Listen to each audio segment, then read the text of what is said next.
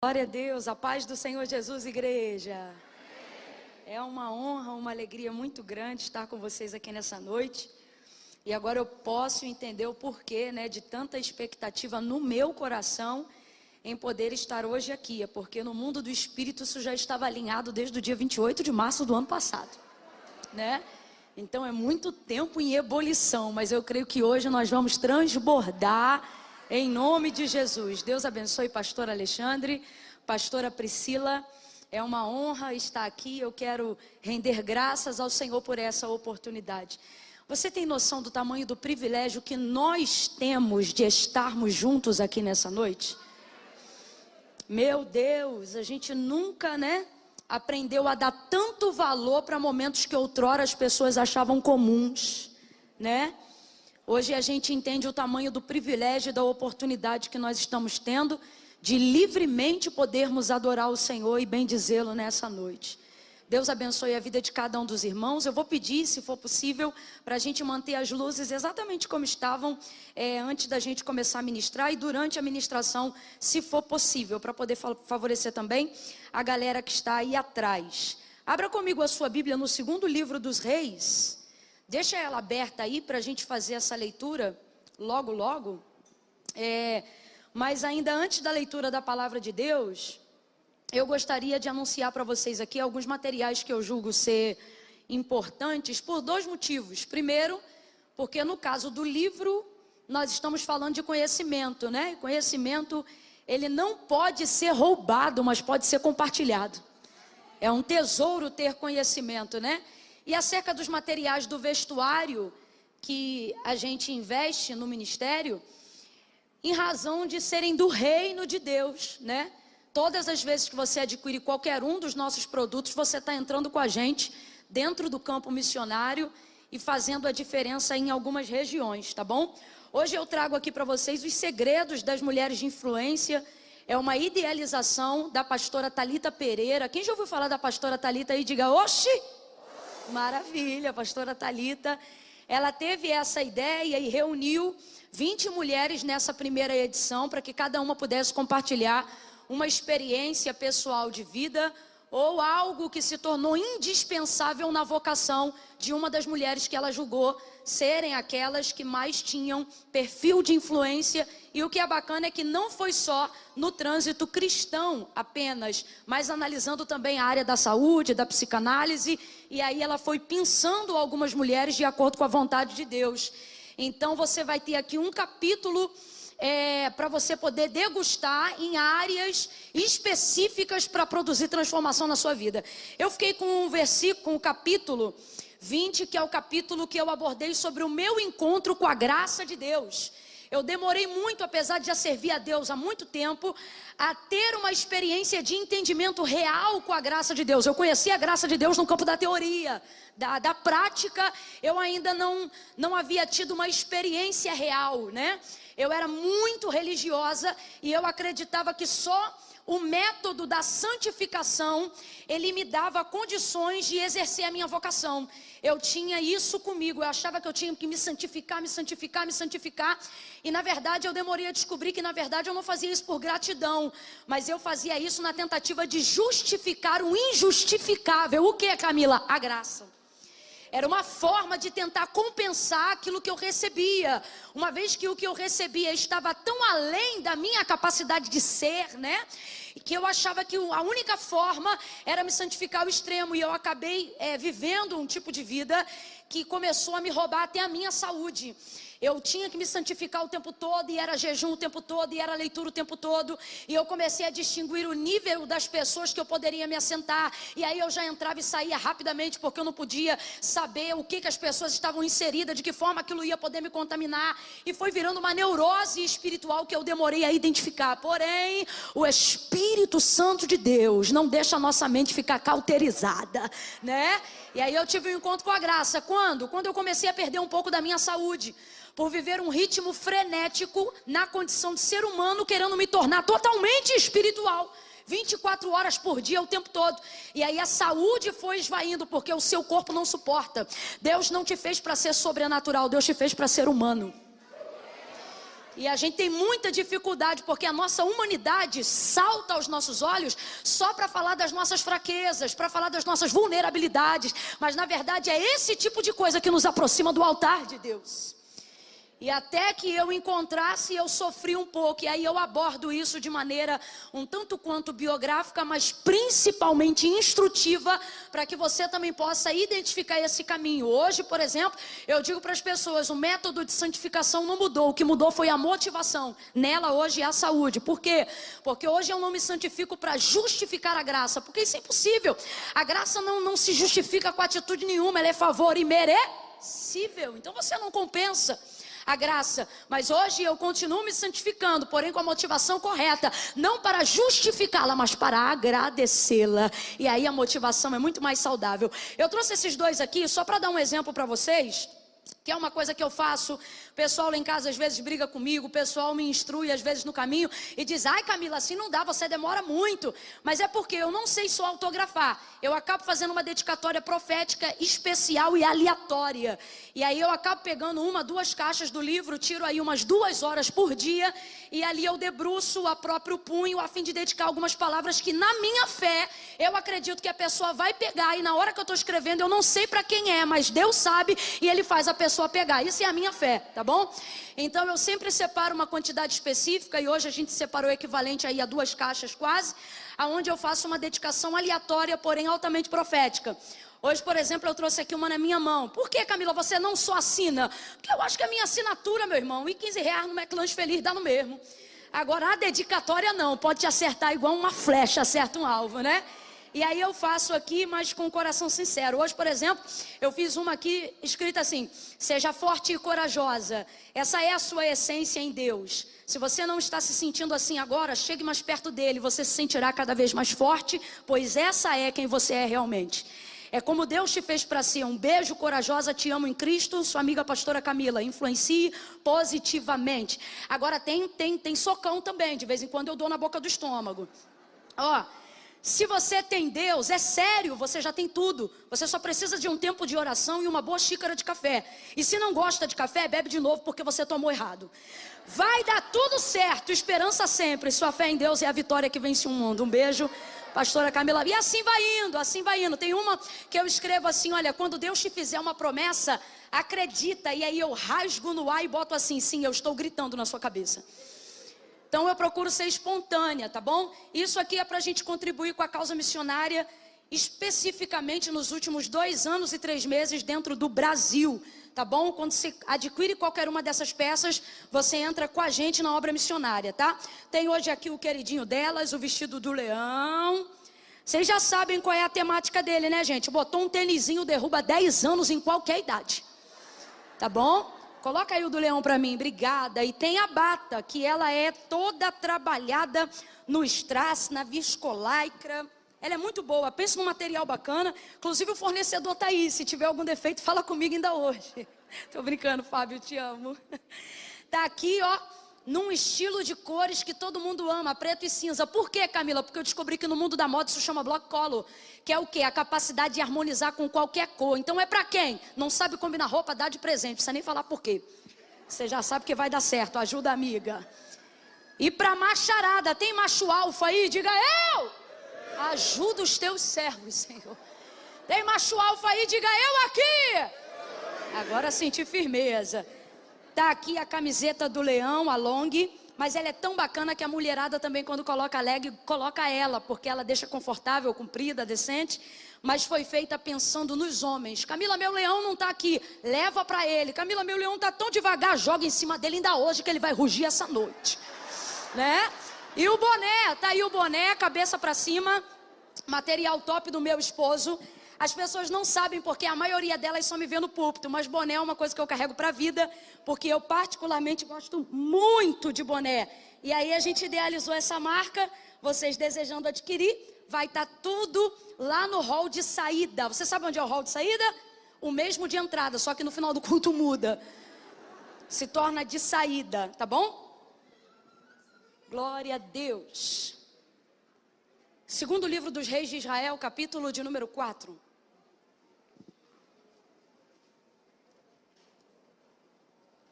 Oh, Oh, aleluia. E pode ficar tranquilo que minha mãe tem um tubo enorme de álcool aerosol, que ela purifica até o ar, quando chega perto dela. Então vocês podem ficar tranquilos, viu?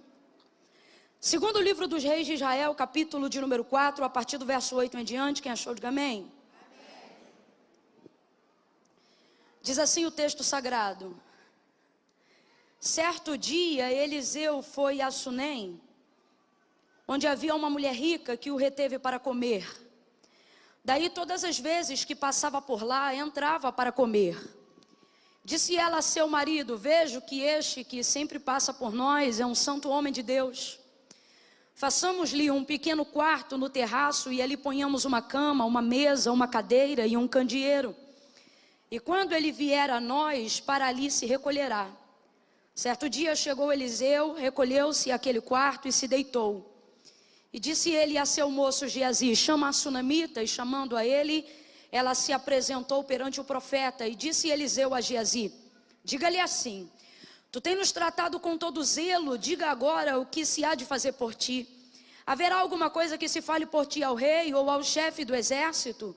E ela respondeu: eu habito no meio do meu povo. Então disse o profeta: o que se há de fazer por ela? E Geazi disse: ora, ela não tem filho e o seu marido já é avançado em idade. Então Eliseu disse: chama aqui. E chamando a ele, ela se pôs à porta. E disse Eliseu: por este tempo, daqui a 1 ano, tu abraçarás a um filho. E respondeu ela: não, meu senhor, homem de Deus, não mintas a tua serva. Mas a mulher concebeu e deu à luz a um filho no tempo determinado no ano seguinte, como Eliseu lhe dissera. Porém, tendo crescido o menino, certo dia saiu a ter com seu pai, que estava com os segadores no campo. E disse a seu pai: ai, a minha cabeça, ai, a minha cabeça. E o pai dele disse a um moço: leva-o à sua mãe. E ele o tomou e o levou à sua mãe. E o menino esteve sobre os joelhos dela até o meio-dia. E então o menino morreu. Subiu ela e deitou-o sobre a cama do homem de Deus. E fechou a porta e saiu. Chamou a seu marido e disse: manda-me um dos moços e uma das jumentas, para que eu corra ao homem de Deus e volte. E perguntou ele para ela: por que tu vais a ele hoje? Não é lua nova, nem sábado. E ela disse: tudo vai bem. Então ela albardou a jumenta e disse ao moço: guia, anda e não para no teu caminhar, senão somente quando eu te disser. E você diga amém por essa palavra. Glória a Deus. Eu gosto de ler tudo para a gente já começar todo mundo contextualizado dentro do que está acontecendo. Eliseu, você sabe, um profeta discipulado, mentoreado pelo maior profeta do Antigo Testamento nos dias de Elias. Não havia absolutamente ninguém que se comparasse a Elias nos seus dias. É tão impressionante o poder do pioneirismo, né? De você ser o primeiro a começar algo que ainda não foi feito, que mesmo Eliseu, recebendo sobre si virtude dobrada do Espírito que repousava sobre a vida de Elias, ainda assim, Elias ainda é lembrado como um homem incomparável, mesmo depois de Eliseu provar quantitativamente capacidade dobrada em cima daquilo que Elias era capaz de fazer. Todavia é fato, ninguém nos dias de Eliseu, assim como nos dias de Elias, se comparou a Eliseu. Ele superou inclusive Elias na quantidade de feitos prodigiosos e de realizações extraordinárias. E agora, de tanto fazer esse trajeto geográfico em direção ao Carmelo, territorialmente isso obrigava ele, ou era costume, a passar pelas terras de Sunem ao chegar no Carmelo. E numa dessas ocasiões, essa mulher sunamita, qual o texto aponta como uma mulher muito generosa, diga aí comigo, generosa. Ela é extremamente generosa, e eu não queria que você associasse isso à riqueza dela, porque uma coisa é ser rico, outra coisa é ser generoso.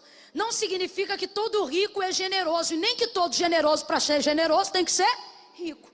Pelo contrário, todas as vezes que eu menciono isso, eu gosto de deixar claro que as ofertas mais significativas que eu já recebi na minha vida, ela não veio de gente que me dava do que sobrava, ela veio de gente que me dava daquilo que estava disposto a dividir comigo, a compartilhar comigo. Então, generosidade não tem a ver com quanto eu tenho, tem a ver somente com quem eu sou, né? Então o texto diz que ela era generosa, ela era muito generosa. E isso fazia ela ser uma mulher do povo, ela servia a sua comunidade local.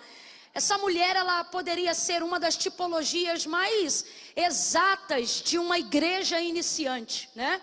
E ela serve a sua comunidade, serve as pessoas. O problema é que ela também acaba escondendo um trauma, ela carrega um trauma. Dentro do contexto cultural daquela época, uma mulher que não podia gerar, uma mulher que não podia ter filhos, era uma mulher extremamente não funcional, por mais que servisse a comunidade. A única forma dentro da cultura judaizante para o sexo feminino de você conseguir perpetuar o seu nome e viver a plenitude na sua casa é perpetuando a hereditariedade do seu sangue. Se uma mulher não tivesse filhos, ela não seria lembrada e nem mencionada. Então veja bem, se até os dias de hoje, quando uma mulher, mesmo vivendo numa cultura extremamente moderna e contemporânea, onde a mulher ela pode se realizar em inúmeras áreas, ela já se sente um tanto quanto diferente em relação às outras pessoas, isso na cultura de hoje. Agora você imagina uma mulher cuja cultura te impele, ou você é isso ou você não é nada. Então isso levava ela a ter um tipo de vida difícil com relação às suas emoções. Qualquer mulher, dentro da cultura que ela vivia, dentro do tempo que ela vivia, tinha a expectativa de um dia ser mãe, até porque não ser mãe gerava uma série de problemas, se não emocionais, se não psicológicos, problemas literalmente territoriais. Então, óbvio que ela tinha desejo de ser mãe, óbvio que ela desejava ser mãe, sobretudo porque o texto, em uma das raríssimas exceções, porque você praticamente nunca encontra na Bíblia a demonstração de que é o homem que não pode dar filhos, mas sempre encontra a colocação de que a mulher não pode gerar. Então essa é uma das raras exceções onde fica claro que o problema não é dela, mas o problema é que o marido dela já é avançado em idade, promovendo assim um terreno de esterilidade que não pode dar filhos a ela. Então veja bem, é ainda mais complicado quando você sabe que pode ser, mas por ser fiel ao que tem, não pode conceber. Então isso deixa a coisa para ela ainda mais complicada. É óbvio que ela desejaria ter um filho, mas é óbvio também que por uma questão de fidelidade e lealdade ela não tinha. Mas Deus é tão bom, né? O princípio ele tem poder de corrigir todas as coisas. É por isso que eu sempre oriento as pessoas e eu digo, não quebre nenhum princípio, nenhum. Por quê? Porque Deus honra os princípios para cumprir promessa. Se você for fiel aos princípios, Deus será fiel às promessas. Oh, aleluia! Imagine uma mulher fiel, imagine uma mulher leal, imagine uma mulher que honra os princípios a despeito do desejo do ter. É essa mulher aqui, é uma mulher fiel. A vida dela vai seguindo e um dia ela impele o profeta Eliseu a entrar em sua casa. Ele entra em sua casa e ela serve-o muito bem, como serve a muitos outros que entram. Agora você percebe a revelação do trauma na forma do trato com Eliseu. Apesar de tratá-lo muito bem, ela trata ele não como alguém na condição de profeta. Ela trata ele como um homem que precisa de cuidados e que deseja servir. Presta atenção.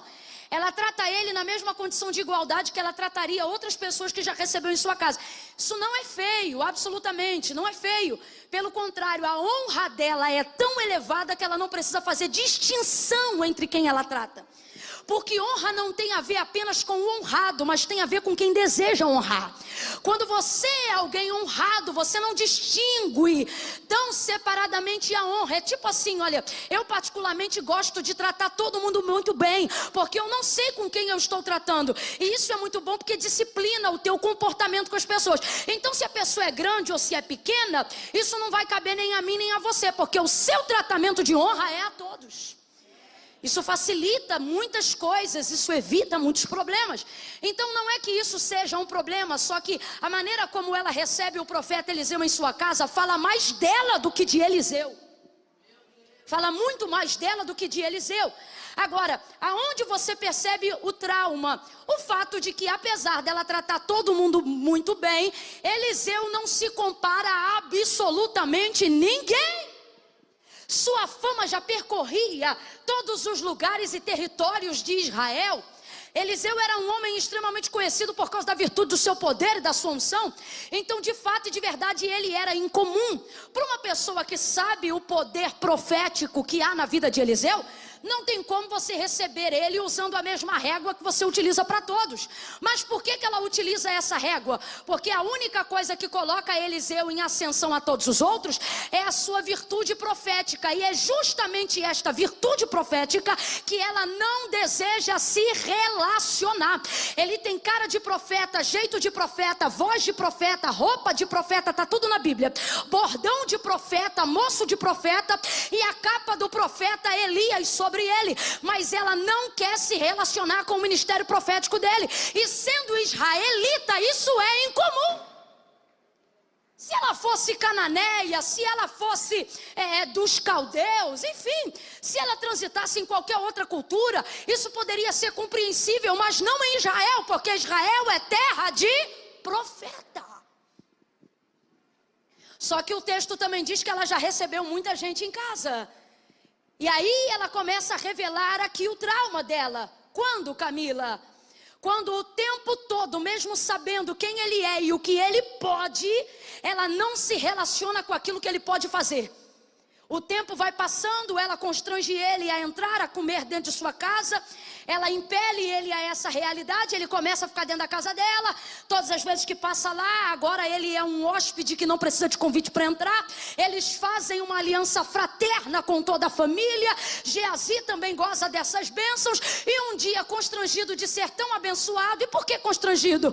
Porque quem está acostumado a usar-se daquilo que Deus deu para favorecer outras pessoas, e de repente tem esse fluxo travado, se sente culpado de receber o que recebe. Então ele imediatamente, sabendo o poder que tem para liberar, sabendo o poder que tem para abençoar, não se sente confortável nessa circunstância. Deixa estar que isso também é Deus tratando do profeta.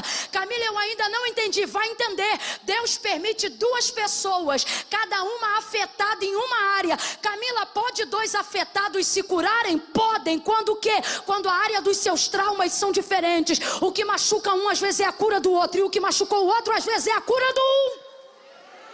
Qual é a condição de Eliseu? Se eu pudesse aqui traçar um perfil psicológico para definir não só o problema que Eliseu carrega na sua vida, mas o problema que qualquer pessoa tão ungida, revestida, vocacionada e especial como Eliseu também carrega, é o trauma de perceber que as pessoas gostam muito mais do que você faz do que de quem você é realmente. É perceber que na verdade a maioria das pessoas relaciona-se com você por aquilo que você representa e não por aquilo que você de fato é. Então Eliseu também tem uma certa dificuldade de relacionamento. Apesar de ter sido o profeta que mais se relacionou politicamente e economicamente, nas suas inter-relações pessoais, você não vê absolutamente mais ninguém, a não ser Geazi, que, desculpa a expressão, mas também não prestou para nada. Então, olha a situação, aonde se revela o trauma dela. Primeiro, ela serve toda a comunidade dela e ela serve muito bem. Mas na verdade, por que ela faz isso? É a vontade de saciar aquilo que eu posso compensar nas pessoas, uma vez que eu não posso fazer para mim aquilo que eu desejo. É complicado quando você é solução para a vida de muita gente, mas não consegue resolver a própria. É basicamente esse o caso da Sunamita, e é por isso que ela serve muito bem a comunidade dela. Olha para cá. Por quê? Porque aquilo que as pessoas não têm, ela tem de sobra. Porém, aquilo que ela precisa e deseja, ela não pode fazer por si mesma. Quando você vive o tipo de vida assim, você começa a compensar a sua realização naquilo que você pode fazer pelas pessoas.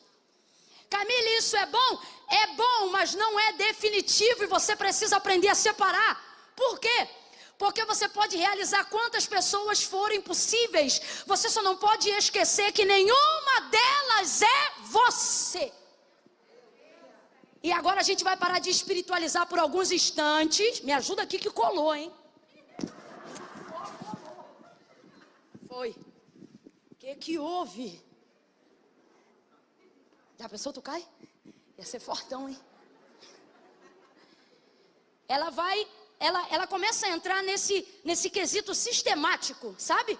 Aquilo que eu não posso ter, aquilo que eu não posso fazer, traz-me saciedade quando eu posso realizar alguém. Sim ou não, gente? Sim ou não, gente? Os pais que não estudaram, quando os filhos seguram o canudo do nível superior na mão, é como se eles mesmos estivessem segurando o canudo.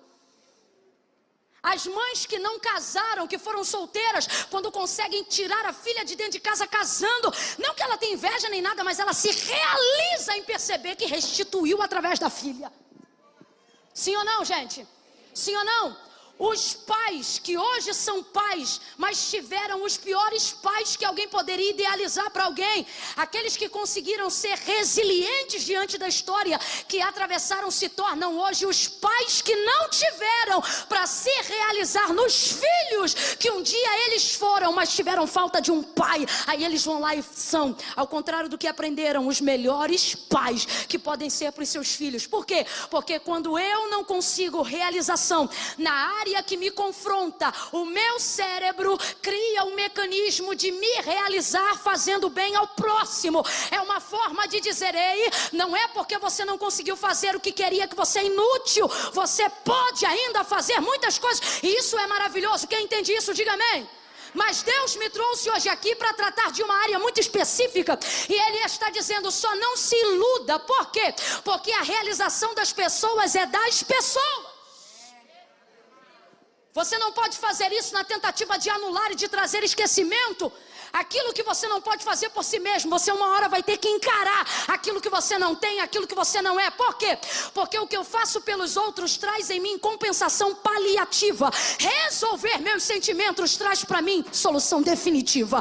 E Deus está dizendo: eu não quero que a sua vida oscile igual um eletrocardiograma. Um dia você está bem, outro dia você está mal. Um dia você está satisfeito, outro dia está descontente. Um dia você é a pessoa mais grata do mundo, outro dia você acredita que não tem nem motivo de por que continuar vivo. E sabe por quê? Porque o alvo da sua compensação só se realiza na vida das pessoas. Agora entra um homem chamado Eliseu na casa dele, e ele percebe, Geazi percebe, tem falta de algo. Porque eu posso encher meus amigos de bens, eu posso encher o ciclo da roda da minha família de risos. Ninguém tem um poder que só cabe a mim. Qual? Ser eu. E ser satisfeita como eu sou, tendo falhas, defeitos ou virtudes. Só eu posso ser eu. Está na hora de você dizer isso. Diga: sou eu. Diga, sou eu. Posso ser eu. Diga: e sou eu. Posso. Abre a boca, crente, diga: posso me fazer e ser feliz como eu sou. Só você. Só você pode fazer isso nesse nível por você. Salomão, ele definiu o que a gente a grosso modo acabou de dizer aqui, quando ele disse assim: a tristeza do próprio coração o estranho não conhece, mas também na sua alegria o de fora não participará. Sabe o que ele está dizendo? Quando o coração de alguém está triste por algo, ninguém compreende essa tristeza como aquele que sente a tristeza. O que ele está dizendo é: quando você está triste, só você sabe o quão triste você está. E por mais que você diga para as pessoas o motivo da sua tristeza, ninguém vai sentir-se tão triste quanto você se sente naquela hora. Agora olha o que ele diz: a alegria no íntimo o estranho também não visita.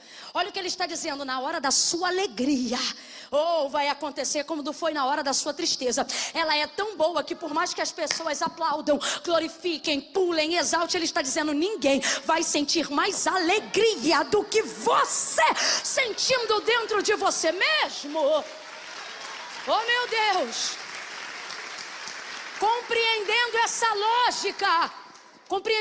lógica de como funciona o nosso cérebro, alinhado com as nossas emoções. Camille, o que isso tem a ver com esta noite? Tem a ver com a forma como Deus te criou. Espírito, alma e corpo é uma sincronia perfeita, que precisa caminhar em harmonia. Mas o que acontece na maioria da nossa realidade para aqueles que já servem ao Senhor? A gente tenta sufocar as nossas fragilidades e tenta fingir que não sente, e tenta fingir que está feliz, e tenta espiritualizar e deixar de forma sobrenatural aquilo que eu não tenho condições de enfrentar e resolver. E com isso eu vivo uma vida onde a minha alegria é ser degrau para os outros, onde a minha alegria é servir os outros, onde a minha alegria é fazer tudo por pessoas. Camille, isso é bom? É bom, mas Deus me trouxe nessa noite para dizer, não é o suficiente. Você não vai conseguir perpetuar a sua alegria. Pelo contrário, você vai depender de um mecanismo de realização do outro todas as vezes que você desejar sentir-se feliz. E a sua felicidade não pode estar atrelada a mais ninguém, a não ser a Deus. Você sabe por que ela serve a comunidade tão freneticamente? Não é só porque pode, mas é porque essa é uma das maneiras de me compensar vendo o outro se realizar naquilo que eu posso dar, uma vez que eu não posso ter aquilo que eu quero ter, uma vez que eu não posso fazer aquilo que eu desejaria fazer, uma vez que eu não posso ser aquilo que eu sonhei para ser. Eu vou tentar explicar de maneira ainda mais detalhada. A Bíblia nos relata, Mateus capítulo 14, sobre a multiplicação dos pães e dos peixes. Ali o texto diz, um pouco mais nos versículos iniciais, que Jesus saiu de onde ele estava, porque ele ficou sabendo da morte de João Batista. E isso deixou ele muito triste. O divino está sendo visitado pela dor humana. O Filho do Deus vivo está sendo avassaladoramente anestesiado pelas dores da vida terrena. Não é coincidência, o texto diz assim, Jesus ao ouvir isto o quê? Que a cabeça de João Batista tinha parado dentro de um prato, e que seu corpo já estava sepultado. Olha o que o texto diz, decidiu sair dali, e foi porque queria orar sozinho no monte. Ele sai dali, quando ele se levanta, a multidão que estava acostumada a andar atrás dele, a ser saciada pela vida dele, vai correndo atrás dele. Ele vai no barco, os discípulos vão com ele atravessa o outro lado, cerca de 8 quilômetros, a multidão vai andando a pé, ele vai trafegando sobre as águas dentro do barco, e a multidão vai andando 8 quilômetros a pé. Eles conseguem chegar mais rápido do que Jesus, eles conseguem chegar mais aceleradamente do que Jesus, porque eles estão acompanhando o barco. Quando Jesus encosta o barco na beira da praia, o texto diz que quando ele bota o pé na areia, a multidão já está toda lá. Só que o texto diz que ele foi para esse lugar para ficar sozinho. Completa aí, meu povo. Ele foi para esse lugar para ficar sozinho. E por que quis ficar sozinho? Porque estava triste, e era assim que ele fazia. Ele parava para orar. Sabendo da morte de João Batista, Jesus quis ficar sozinho e preparou a sua logística para ficar sozinho, porque ele precisava ficar sozinho. Você não pode ignorar para sempre aquilo que você sente e nem tentar trazer compensação em cima do que você sente. Deus te trouxe aqui nessa noite e Ele está dizendo, está na hora de você encarar a realidade do que você sente. Jesus vai e ele fica sozinho, e aí quando ele vai pisar na praia com o desejo de subir a montanha para orar sozinho, a multidão está ali, faminta e desejosa. O texto diz que olhando eles, sentem muita compaixão. Ele se move de compaixão por aquela multidão. E o que ele vai fazer? Vai abençoar essa multidão. Ele prega para a multidão, ele instrui a multidão. Ele faz isso com largueza, porque a hora avançava. E ele está ali servindo a multidão. Quando já vai chegando a tarde, os discípulos dizem, mestre, não é melhor mandar embora para eles encontrarem o que comer no meio do caminho? Ele diz, não, vamos dar nós mesmos, ou vocês, algo para eles comerem. O que tem aí? 5 pães e 2 peixinhos. Traz aqui. Consagrou, agradeceu, multiplicou e a todos deu. Aí tem um verso no texto que diz assim, olha, e todos ficaram saciados. Se a única saciedade aqui for a comida, sim, estão todos saciados, porque a multidão teve o que queria, alimento espiritual e alimento físico, comida. Aí é por isso que o texto diz, todos foram saciados. Todos não, porque tem alguém ali que não foi ali para fazer milagre, tem alguém ali que não foi ali para comer pão, tem alguém ali que não foi ali para beber água, tem alguém ali que foi ali porque desejava ficar o quê? E ele conseguiu ficar sozinho? Então quando o texto diz, e todos se saciaram, todos realmente estão saciados? Não, tem alguém ali que não está saciado. Quem, gente? Quem, gente? Porque ele não foi ali para fazer isso. Então perceba, o máximo que eu sacio as pessoas não pode ter o poder de roubar de mim aquilo que eu preciso fazer por mim. O Jesus Todo-Poderoso, o Filho do Deus vivo, o maior psicólogo de todos os tempos, o Senhor que cura todas as dores, aquele que era, aquele que é e aquele que há de vir, o enviado do Deus vivo, aquele que tudo pode, soube discernir na sua humanidade que aquilo que ele fazia pelos outros não tinha o poder de sufocar aquilo que ele precisava fazer por si próprio, si mesmo. E aí é que eu digo que não é problema saciar os outros. O problema é querer saciar os outros como remédio para não ter que encarar a mim mesmo. O problema é querer saciar os outros para não ter que encarar as minhas próprias dores. O problema é querer curar todo mundo achando que a minha dor vai passar. O problema é querer abraçar todo mundo achando que isso vai me fazer sentir-se abraçado. O problema é querer ser a solução para todo mundo e achar que isso vai resolver os meus problemas. Eu vou falar bem rasgado que é para todo mundo entender. O problema é você achar que vai botar a mão na cabeça de todo mundo na rua e isso vai fazer com que todo mundo seja liberto dentro da sua casa. O problema é achar que o que você pode ser para as pessoas substitui aquilo que ninguém pode ser para você, porque só você deve ser para si mesmo. Sabe onde estão as pessoas que quiseram saciar a todas? Traumatizadas e doídas, porque na hora que precisaram, colocaram as suas expectativas em quem elas ajudaram, o que mostra que a sua ajuda não foi nobre. Foi encarado como um investimento de retorno. E isso não é o suficiente. Você acha que eu não queria hoje viver aquilo que o pastor falou? Eu vi o history, não sei se foi dele ou se foi da igreja, botou assim: Terê vai tremer. E vai tremer mesmo, vai tremer de dentro para fora. Vai tremer com você querendo sair daqui hoje e encarar a si mesmo. Vai tremer com você entrando no quarto onde você ora e ao invés de tomar o seu tempo só dizendo abençoa fulano, ciclano e beltrano, tá na hora de você também dobrar o joelho e dizer: Deus, eu sinto raiva, Deus, eu sinto problemas, Deus, eu estou com uma dificuldade porque eu não tenho conseguido confiar em Ti em determinadas áreas. Deus, eu tenho percebido um problema no meu ministério. Para você que é vocacionado, eu tenho percebido que eu tenho fé para curar os outros, mas não tenho fé para investir em mim mesmo.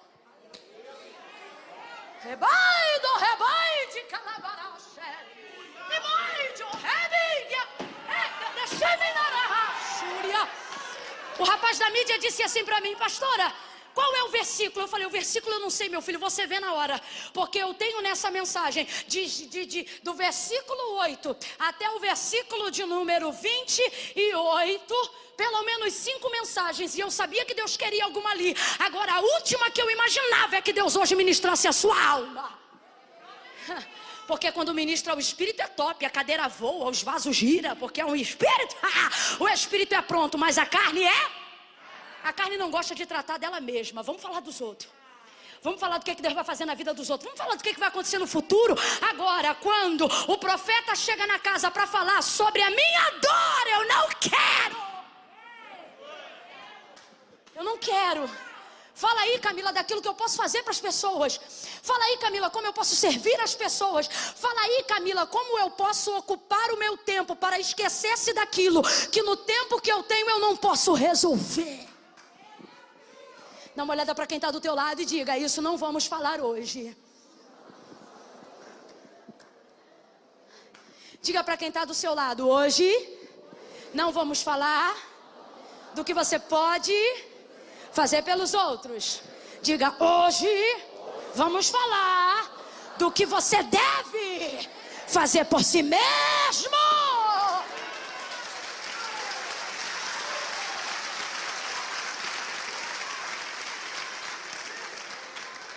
Jesus chega, gente, alimenta todo mundo e o texto diz: todos foram saciados, mas alguém não foi.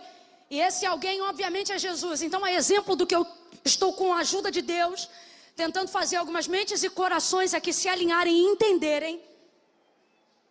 É que mesmo saciando a todos, Ele mostra pra gente algumas verdades. Primeiro, é que aquilo que eu faço pelos outros não tem o poder de substituir aquilo que só eu posso fazer por... Você tem que entender isso.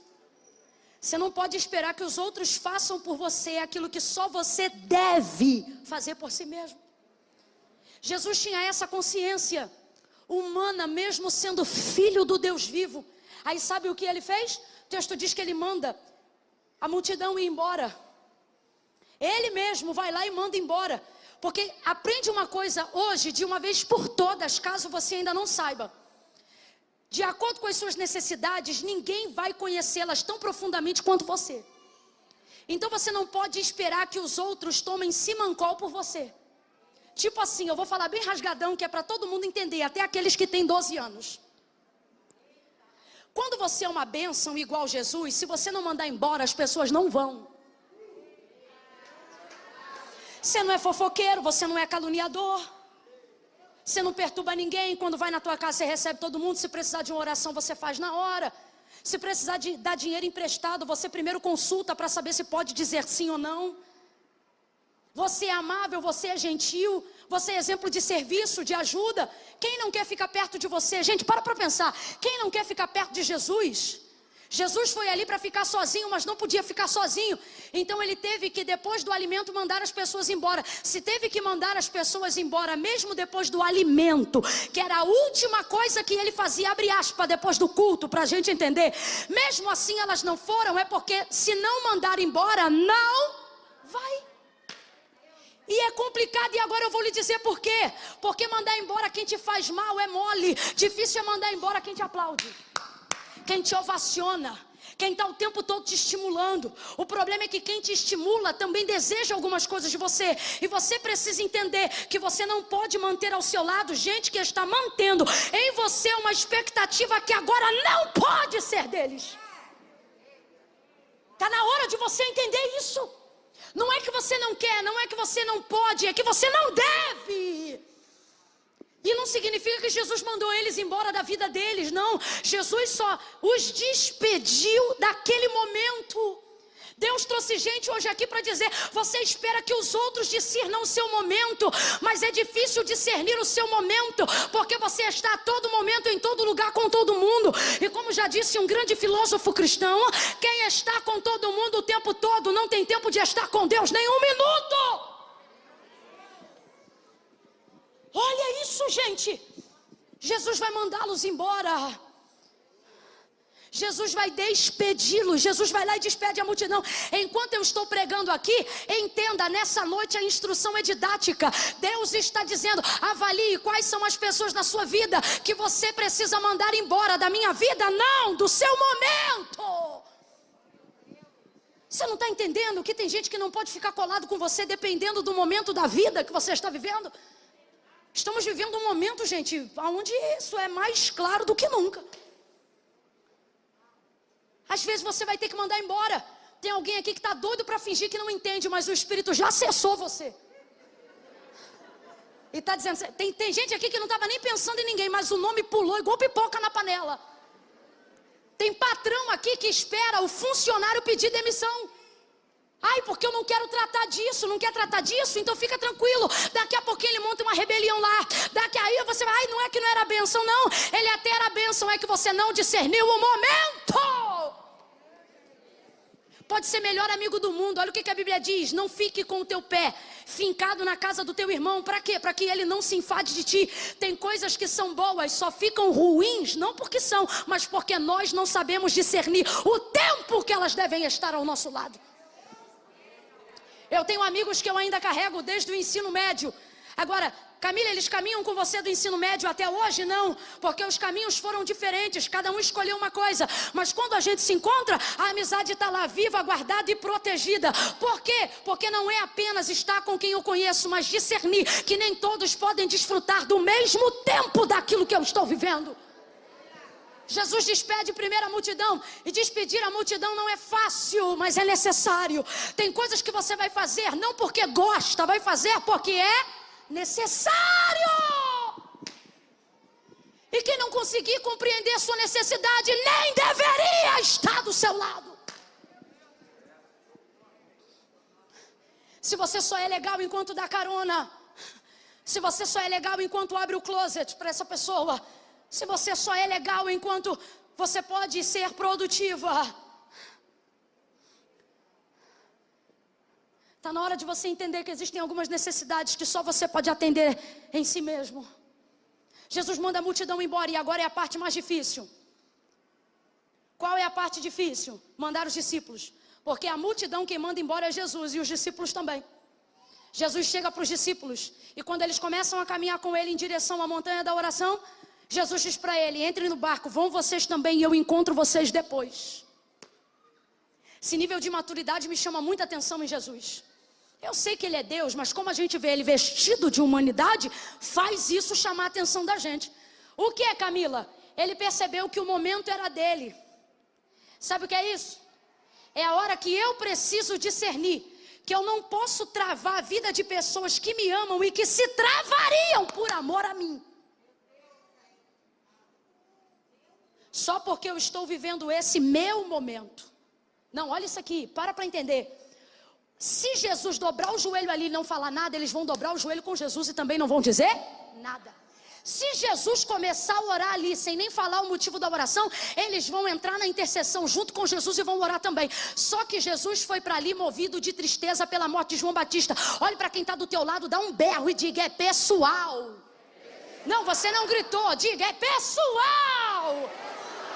Olha o que Jesus está dizendo. Isto aqui que eu vou fazer agora é totalmente pessoal. Nas entrelinhas é isso. Então os discípulos: mas Senhor, nós vamos te ajudar. Estou parafraseando o relacionamento que entraria se o diálogo fosse aberto. Mas nós somos teus discípulos. Não, mas isso aqui é pessoal. Olha o que Jesus está dizendo. Eu não vou atrasar a viagem que nós devemos fazer só por causa do momento que eu estou travado agora. É entender que tem gente que pode te ajudar nesse momento, mas não deve. Mandar a multidão embora não é fácil, mas por ser necessário a gente faz. Sabe qual é a parte mais difícil? Mandar quem ajuda a gente embora. É complicado. Imagina agora as mulheres, uma casa virada do avesso, a amiga que é tua vizinha chega para te ajudar e diz: pega na cozinha que eu pego os 4 banheiros. Aí o Espírito Santo diz assim para você: manda ela embora, que essa faxina vai fazer só eu e você. Você vai dizer: sai, Satanás, isso é coisa do inimigo. Tá aqui minha amiga querendo me ajudar. Porque a gente é assim. Quando ele vem para dar, a gente não pergunta de onde veio, mas quando ele vem para tirar, a gente quer fazer prova se é Deus. João 4, a samaritana, a sunamita, perdão. Jesus chega pedindo a água e porque pede, ela questiona. Mas se chegasse dando, ela não perguntava por quê. A gente é assim. Se eu bato na porta da tua casa agora e digo: irmã, eu senti de Deus. Você vai dizer: tô toda arrepiada. Senti de Deus de você me dar teu carro. Ela diz: é demônio. Agora, se eu bato na porta da casa dela e digo: irmã, eu senti de ofertar um carro na sua vida, ela dobra o joelho e diz: é de Deus. É de Deus. Já percebeu que a gente não faz prova com Deus para receber a bênção, só faz prova quando é Deus que pede?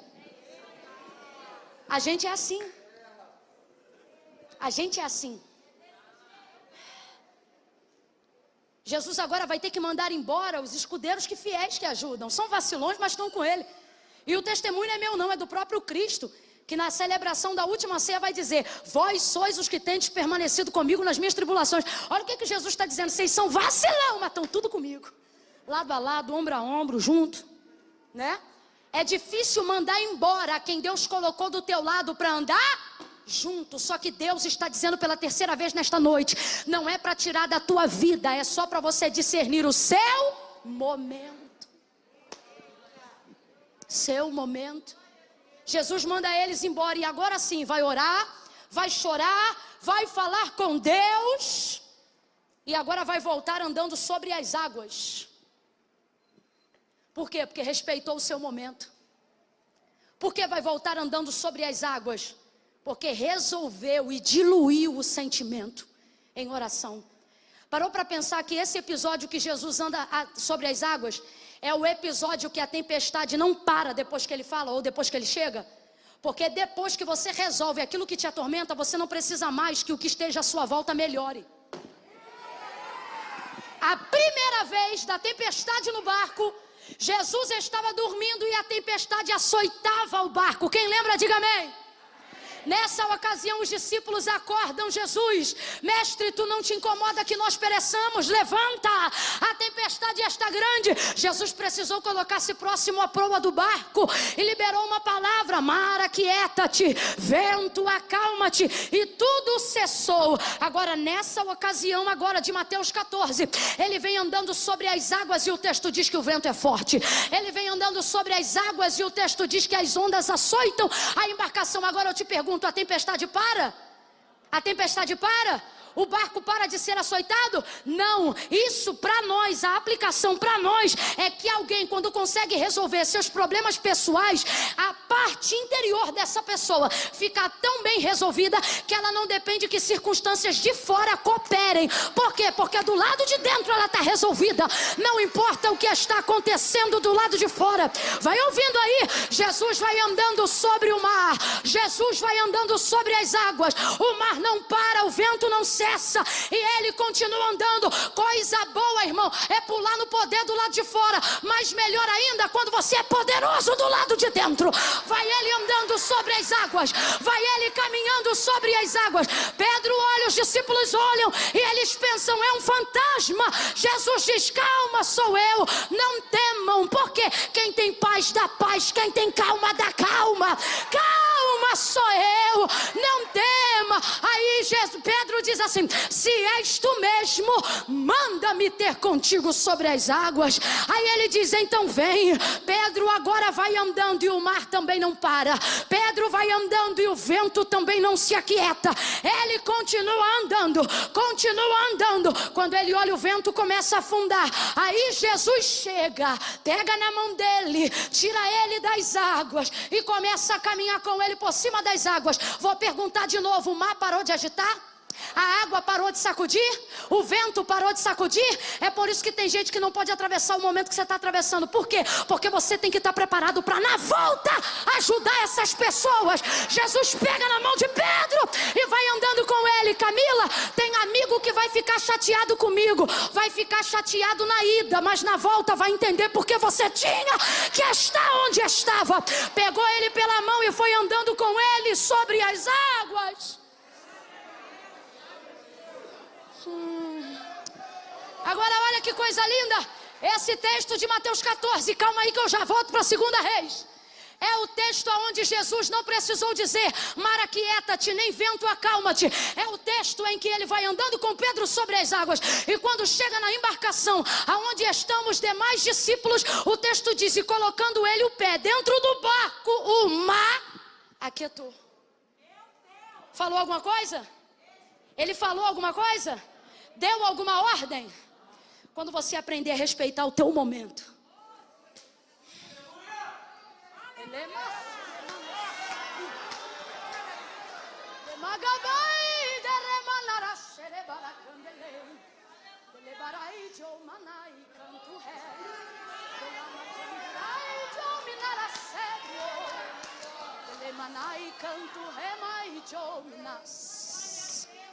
Deus me trouxe aqui nessa noite para dizer a alguém: eu vou entrar nos teus traumas mais profundos, mas não vou deixar janelas abertas.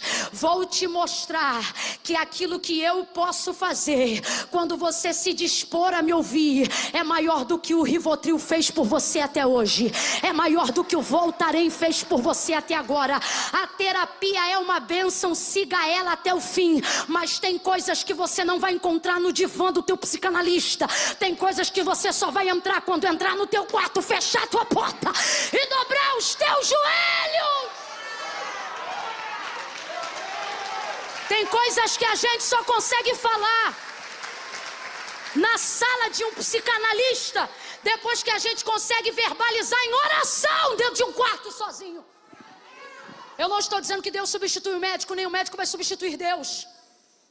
Eu só estou dizendo que entender o meu momento facilita o meu caminho de volta para onde eu tenho que ir, para as coisas que eu tenho que fazer, para as pessoas que eu tenho que conviver. Você está entendendo o que é que Deus está falando?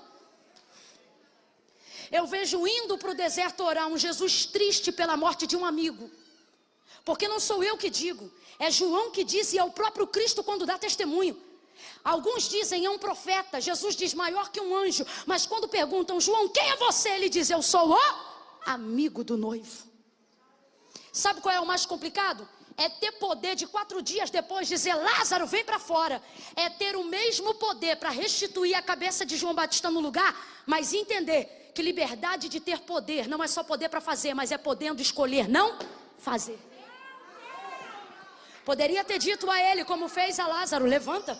Jesus é tão poderoso que se ele quisesse, João Batista andava pela terra sem cabeça.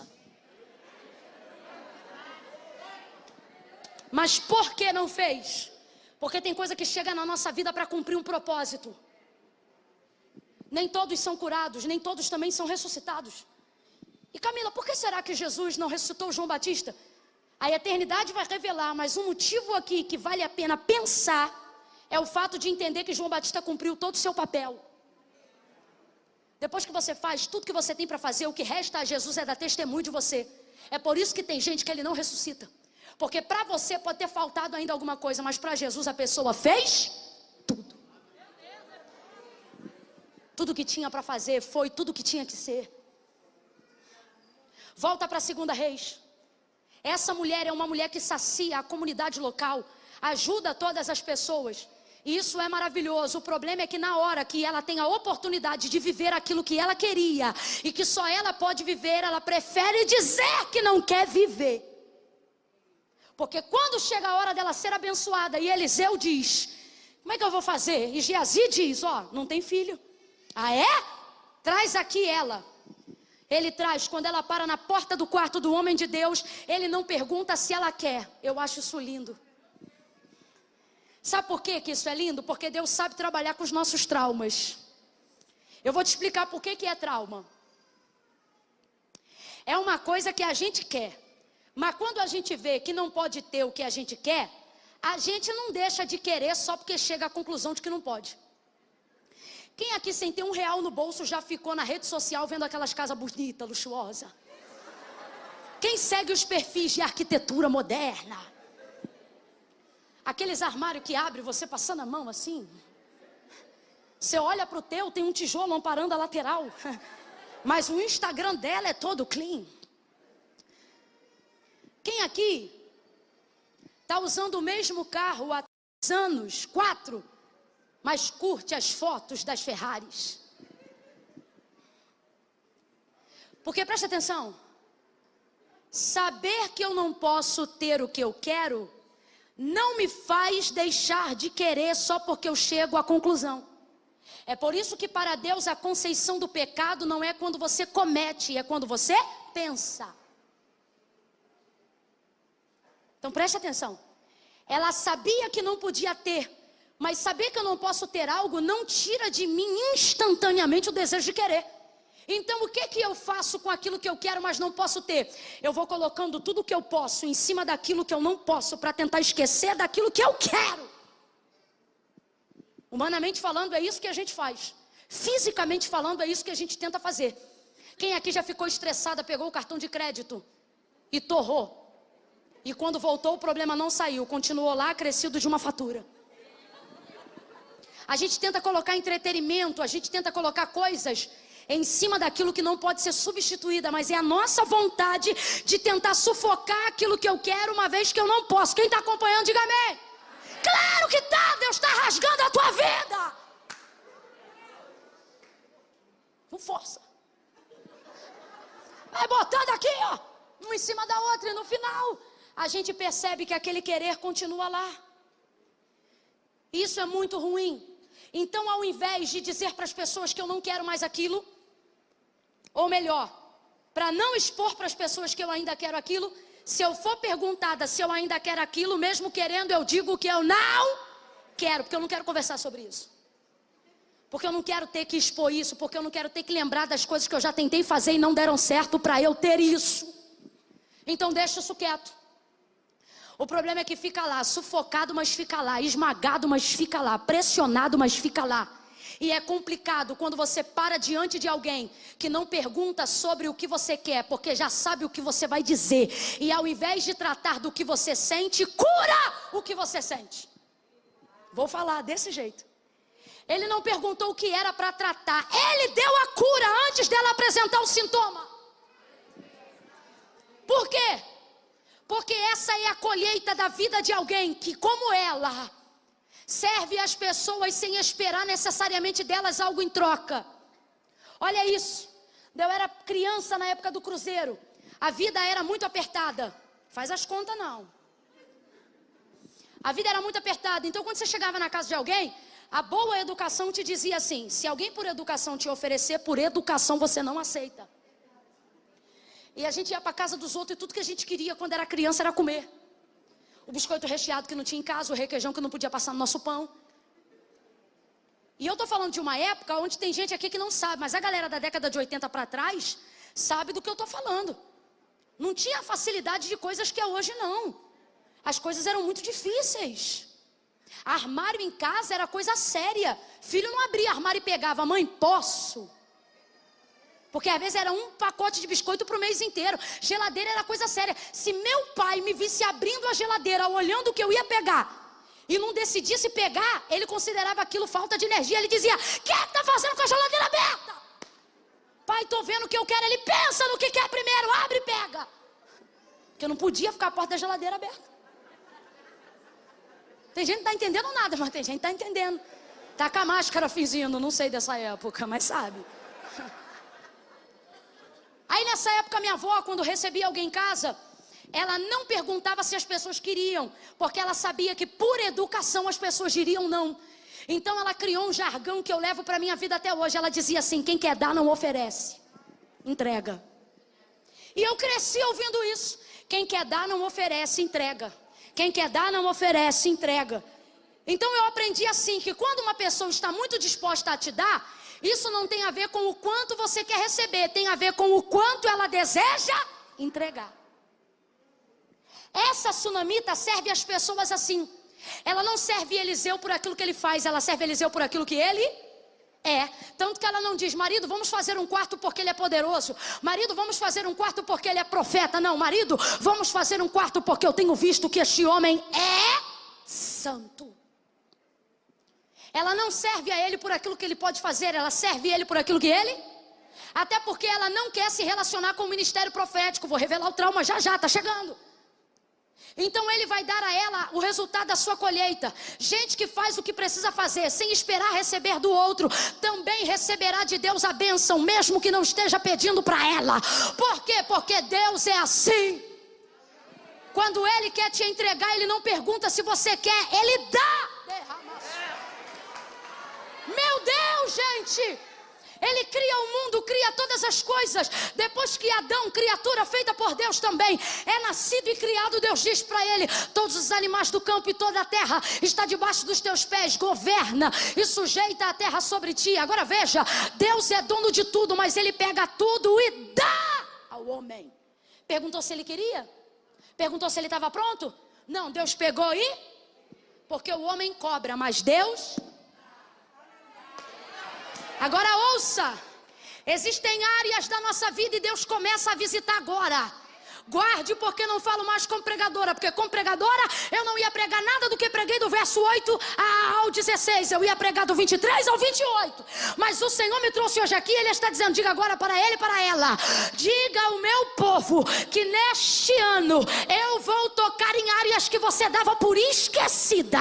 E quando você disser: meu Deus, mas eu nem me lembro de ter feito o suficiente para receber isso, e Ele está dizendo: é por isso que chegou a hora da minha graça se manifestar. Porque se você faz com as tuas mãos, você acha que é a tua capacidade, mas se eu te dou quando você menos merece, você se lembra da minha misericórdia. Deus vai dar, Deus vai dar. Ou eu acho que você não me ouviu. Deus vai dar, Deus vai dar, Deus vai dar, Deus vai entregar coisas que você parou de pedir. Mas Ele me trouxe hoje aqui para te dizer: no céu não tem lixão de oração. Eu me lembro das tuas orações, me lembro das tuas lágrimas, eu estou visitando os teus traumas, eu sei as coisas que você ainda deseja, mas não tem mais coragem de pedir.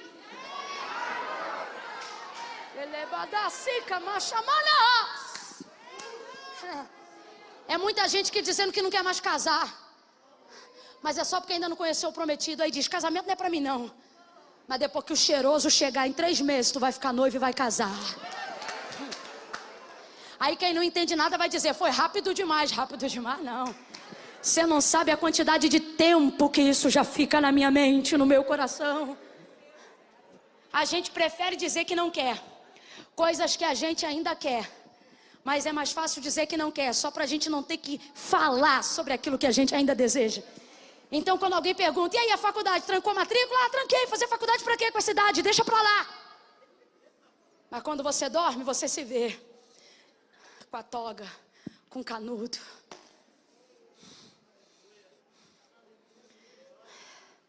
Você diz que não quer mais casar, mas quando vai no casamento e vê a menina entrando de branco e a festa, você diz, ah, Senhor, tudo tu pode.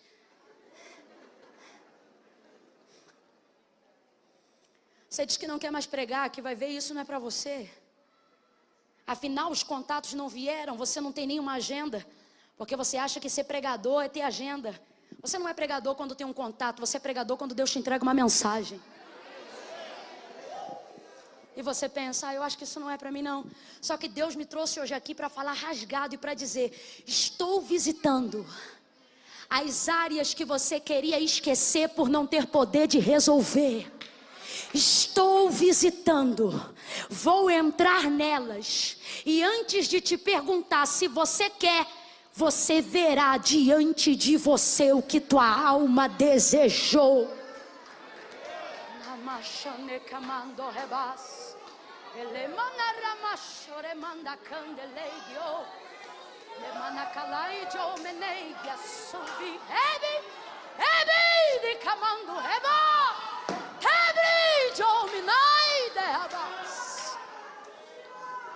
Ele olha para ela e não pergunta, você quer, você deseja? Não, porque isso ele já tinha perguntado.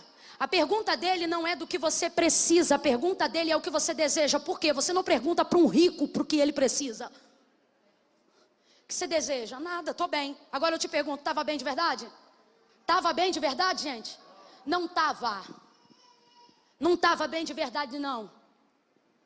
Então ele manda chamar ela. Quando chama e ela para na porta, ele não pergunta mais se ela quer, ele entrega. Vou falar bem sério. Tem áreas na tua vida, no teu ministério, que Deus não vai mais perguntar se você quer, Ele vai te entregar. E aí se você vai usar ou não, não é problema mais de Deus, vai ser problema teu, porque vai estar na tua mão.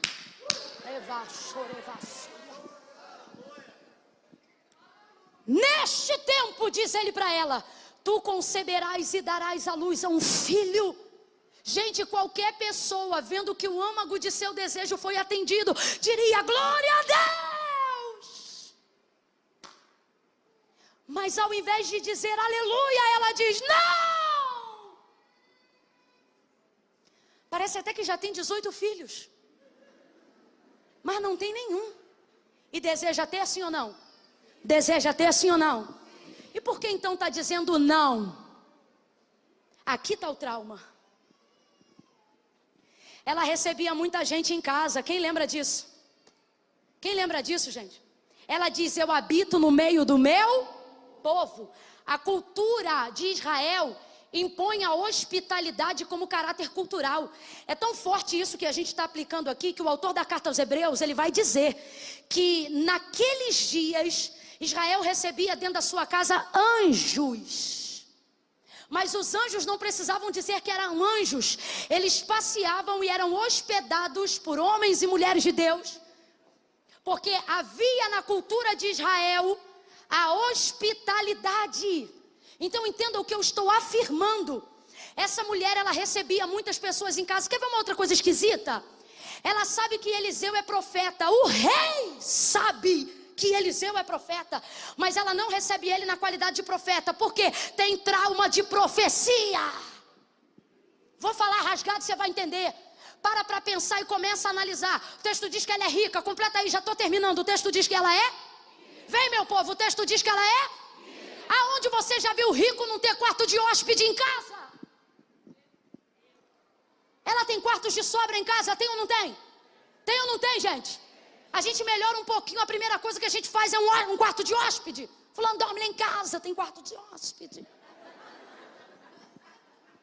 Quarto de hóspede, sem ter muito a gente já faz. Rica, ela tem quarto de hóspede. Tem um só? Tem um só, gente? Pastor, que você não sabe o que é rico, nunca viu novela, não? Tem um só? Não, tem muitos quartos, mas ela hospeda Eliseu em algum deles? Não, porque ela está acostumada a receber profetas, mas é a primeira vez que ela recebe um homem santo. Você não dá ao separado o que desfrutam os iguais. Nesse texto, nós aprendemos que santidade é o suficiente para sustentar alguém. Eliseu não entrega uma profecia, mas recebe um quarto. Ele tem estabilidade, ele tem segurança. Camila, mas o quarto diz que era pequeno, mas era o único quarto no alto, visão privilegiada. Deus está dizendo, o santo tem estabilidade e visão privilegiada. Ele estava lá em cima. Agora presta atenção, tinham muitos outros quartos, mas os outros quartos eram para os outros, para Eliseu. O quarto de Eliseu é de Eliseu e de mais ninguém. O quarto é dele. Quando tem quarto sobrando, o povo fica nos quartos. E quando não tem quarto sobrando, ninguém entra no de Eliseu, porque está na casa dela. Mas o quarto foi feito para ele. O quarto de Eliseu é dele. São bênçãos que só a santidade produz. Está lá no quarto dele. Fez um quarto para ele. Mas ela tem outros quartos em casa. E ela está acostumada a receber outras pessoas. Por que não coloca Eliseu em um deles? Porque ele é santo, o dele é separado. Agora, o que isso prova? Prova o trânsito na casa, na vida, a forma de vida que ela levava. Olha como é que a mente dela está confusa. Quem ainda está comigo, diga amém. Olha a mente dela. Não, meu Senhor, homem de Deus. Porque ela mesmo diz que ele é homem de... Agora olha isso. Não, meu Senhor, homem de Deus, não mintas. A tua serva... Você viu aí no texto comigo? Não, meu Senhor, homem de Deus, não mintas a tua serva. Aí eu te pergunto, pode um homem de Deus ser um mentiroso? Pode, gente? Mas pode um mentiroso dizer que é homem de Deus? Pode ou não pode? Olha para o teu irmão e ele vai começar a entender e diga, ela recebe muita gente. E quem recebe muita gente, de vez em quando... recebe mentirosos que dizem que são homens de Deus. Quem ouve muita coisa, uma hora ouve. Gente que diz assim, diz o Senhor, sem nunca ter nem falado com Deus. Infelizmente na comunidade de vida cristã, nós temos alguns perfis, falsos profetas, eles me irritam muito. Mas eu ainda me irrito mais com quem ouve suas profecias. Porque normalmente o falso profeta só tem acesso ao ouvido que não conhece a voz de Deus. E aí por que tem gente que guia a vida por profecias falsas, pela boca de falsos profetas? Porque ele vem ao culto tão ansioso em ouvir Deus falar na rua e na boca de alguém, que qualquer coisa que esse alguém fala, ele acredita que é Deus. Aí você diz, Camila, culpa de quem? E eu lhe respondo, do falso profeta, cretino, covarde, mentiroso, filho do cão. Mas me irrita também quem recebe. Porque se ouvisse a voz de Deus em casa, não se confundia ouvindo a voz de Deus na rua. A gente ainda tem que lidar com uma segunda categoria de pessoas. Quais? Os esquizofrênicos que ainda não foram tratados e não conhecem a sua esquizofrenia. E não é esquizofrenia espiritual não, esquizofrenia humana mesmo. Aqueles que não sabem que são, que precisam de um tratamento, mas porque entraram no ambiente espiritual, acham que não precisam de homem para nada.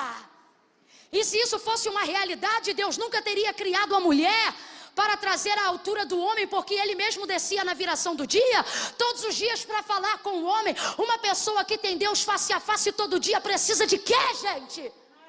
Mas aí é que está, Deus olha e diz, não, precisa de uma mulher. Por quê? Porque eu te fiz semelhante, não te fiz igual. Aí ele cria a mulher. Por quê? Porque ter Deus na minha vida não significa que eu não preciso de ninguém. Não é isso. Na comunidade de fé, existem algumas pessoas esquizofrênicas, que não sabem que são e que precisam desse tratamento. E elas dizem, assim diz o Senhor, não porque são falsos profetas, mas porque acham que Deus está falando com elas. E vão criando ilusões nos corações de outras pessoas. Mas para advertir esse mal, disse Jesus, as minhas ovelhas conhecem a minha voz.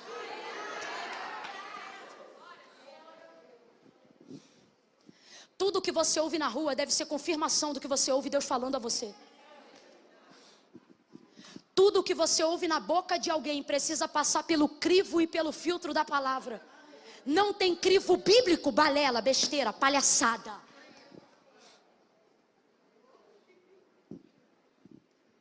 Essa mulher já viu, é muito mentiroso dizendo que é homem de Deus. Porque como é que um homem de Deus de verdade como Eliseu, que tem chave do céu, rapaz, o homem chegou depois de 7 anos de céu lacrado pela vida de Elias, e ele disse: essa tarde ainda vai chover. E ele diz: vai ter porção depois de 7 anos de fome, aonde cada um aqui vai carregar uma efa de farinha e batata. Aconteceu. Por quê? Porque é Eliseu, não é Camila. Coisa séria. Ele já era. Eu estou tentando. Olha isso. Qual é a pessoa que em sã lucidez recebe alguém da envergadura de Eliseu em casa e deixa o cara embora todo dia sem falar: faz uma oração hoje aí? Ah, fala sério?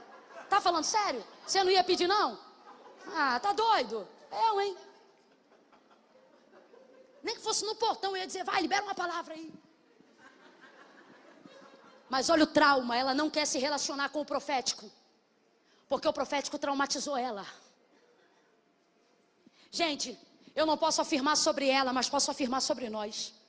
No início da fé a gente ouve a marcha e diz: tomara que seja para mim, tomara que seja um profeta para mim.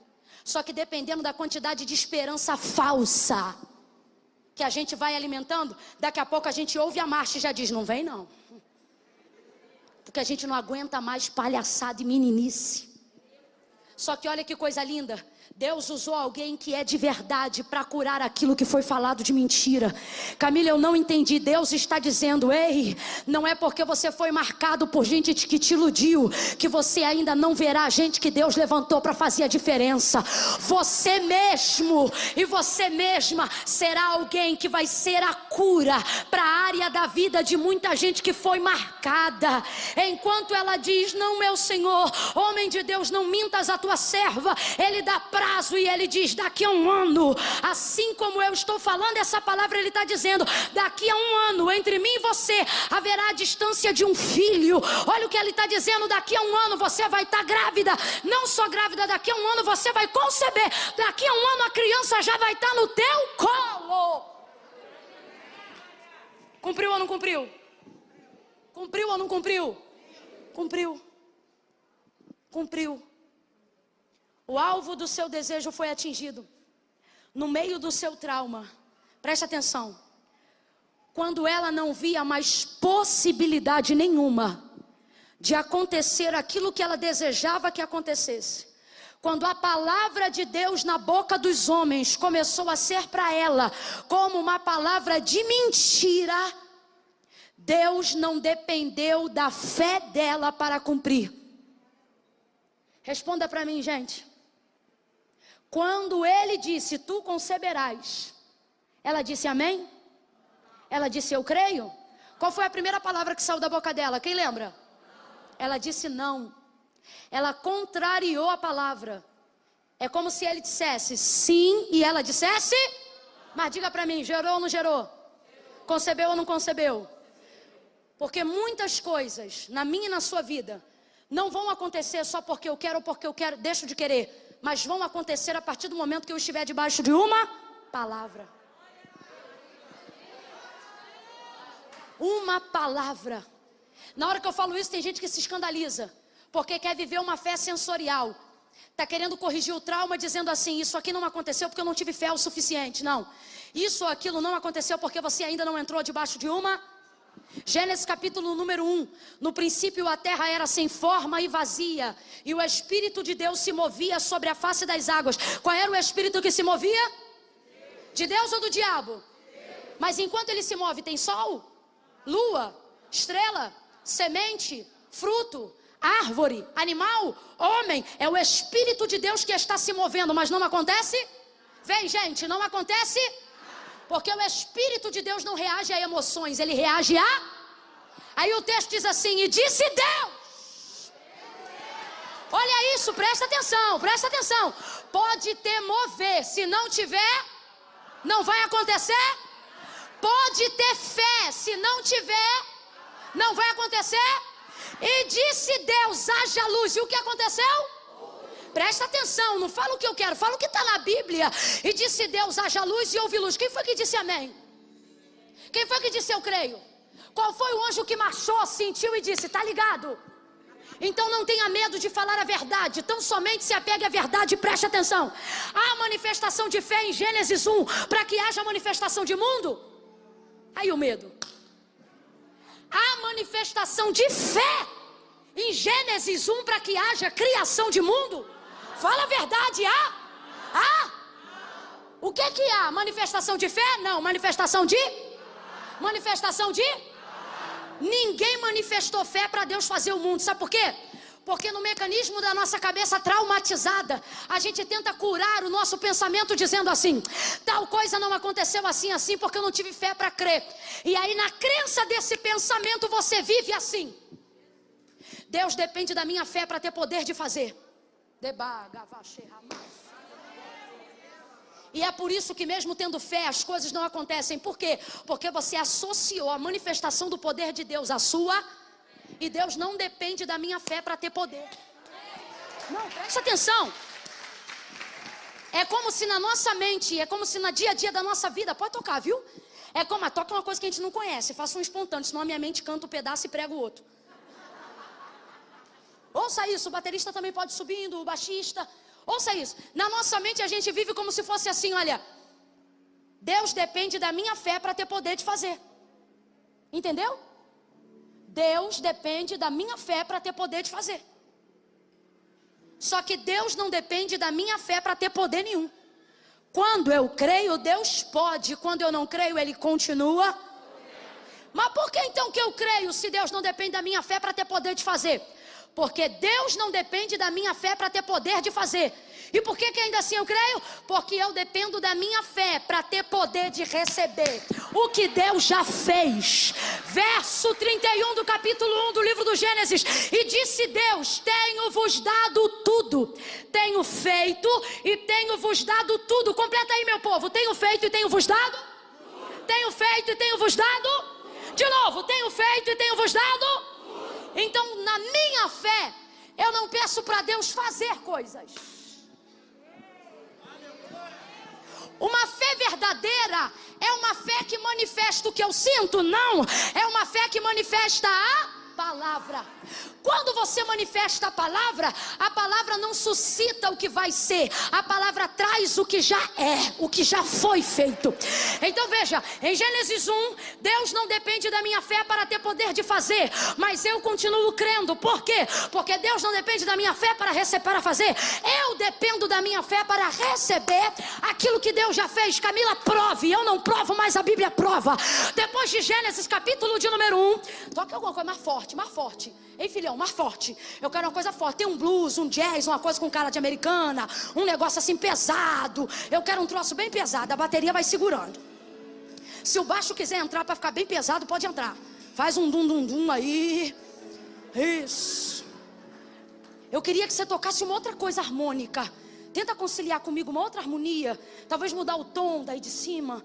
Eu não sei tocar. Eu sei que por isso que para mim é muito mais fácil falar.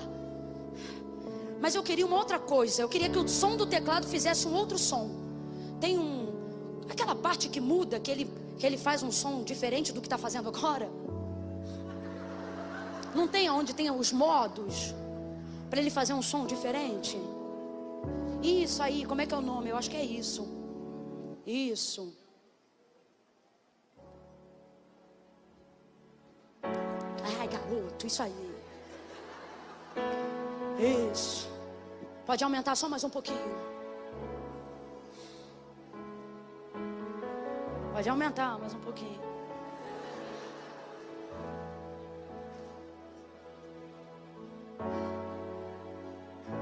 Depois de Gênesis, capítulo de número 1, Paulo, ele nos diz que em Deus podemos trazer à existência as coisas que não, mas isso é filosófico. Porque o que na verdade ele está dizendo é que na verdade Deus pode trazer para nós aquilo que já, mas a gente considera como se não existisse só porque a gente ainda não. Você vai entender, o Japão existe sim ou não?